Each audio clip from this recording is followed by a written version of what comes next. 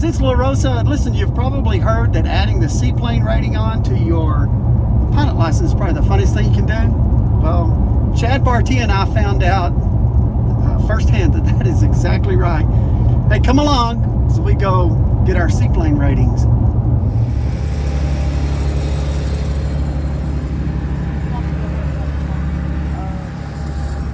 Morning. Paul, Mayor, how's it going? what are we doing today? We are headed to Fort Lauderdale with these fine gentlemen to get a float plane rating. We live in the desert, so the next best thing is to get a float plane rating. You're right. Okay. So we'll probably bounce around. We might go down to the Bahamas in the caravan, and then we're over to. So what are we doing in Winterhaven? That's check ride at Brown's. Going to Jack's Seaplane Base for our check ride, but you know there's a TFR down here. The El Presidente is showing up. It may screw everything up. I brought up the fact, is it the president or is it that other guy? The Trumpster. Oh, Joe, yeah. Hey, so Javier, I've got an SIC rating in the 45. So can I ride there and fly? The 45? No. Hey, yeah, I mean, I flunked out of Learjet school later, but I mean, I figure they're all kind of the same. Yeah, there you go. I don't think he's going to do it, Chad.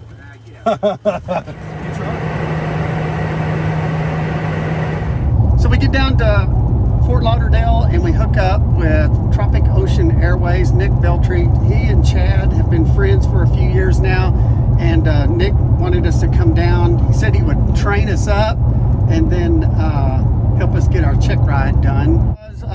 The first day of training was we went down to Miami, left out of Fort Lauderdale, Florida in the 206, and incidentally this 206 is the airplane that Nick started the company with 15 or 20 years ago. So this is his baby. She is a beast. It's a 206 is a heavy airplane on the floats. It was great for training and we loved it. But he took us down to Miami, put us in the government cut seaplane base down there. You're in and out of there with all the cruise ships and all the other traffic, and you're in and around the hotels that are taller than you are, right over the bridges. It's absolutely insane, crazy busy, but that's where he had us cut our teeth on this thing at. And then we worked our way on down to the Florida Keys, learning how to land down there and how to operate the airplane.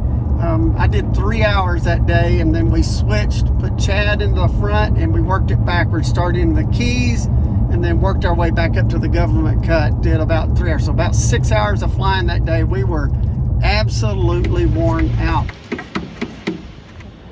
I didn't bring a headset, so I'm almost deaf from training, using an old passive headset. So I'm gonna run over to Banyan Air, get me a brand new headset, A20, so I can actually hear after we're done with all this. You passed the check ride, Barty? Not yet. I am pre-check ride at this moment. You're close. Close though. We'll see you later today. But headed up to Lakeland, gonna hit Okeechobee, Sebring, all the lakes in between. We'll be ready by then, won't we? Yep, 5 o'clock barbecue. Day 2 was hopped and skip every lake all the way to Winterhaven, where we stopped at Jack Brown Seaplane Base with Chuck Brown and John Brown. Those guys, gosh, talk about a crazy place. The seaplane base there is so unique. Started it by their dad in 1963, and it is a throwback, guys. It's the coolest place on earth. It takes you a little bit, it's so laid back, it takes you a little bit to really figure out that they're doing a lot there, but it's just doesn't seem busy. It doesn't seem like anything's going on, yet you start noticing these Piper Cubs on floats are going in and out all the time with structures in them and everything, but it's just so laid back and quiet. It's crazy. That's also where I learned that a Super Cub is a fantastic airplane on the floats compared to the 206. But we got there and Chuck Brown got our check rides worked in. Thank you, Chuck, for that. That was some extra work for him. And by chance, we were there just in time that evening for the QB party.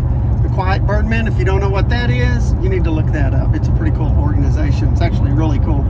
So we were there for that, and Well, they know how to throw a party there.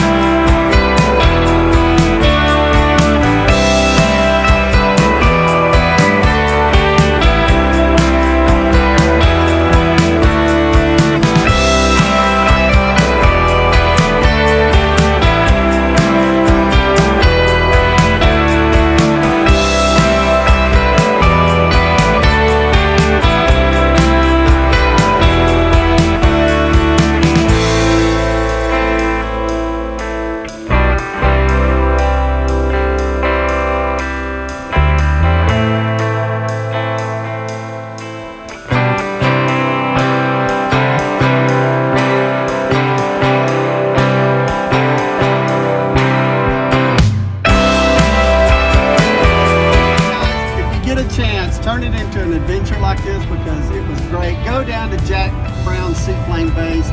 They're so wonderful there.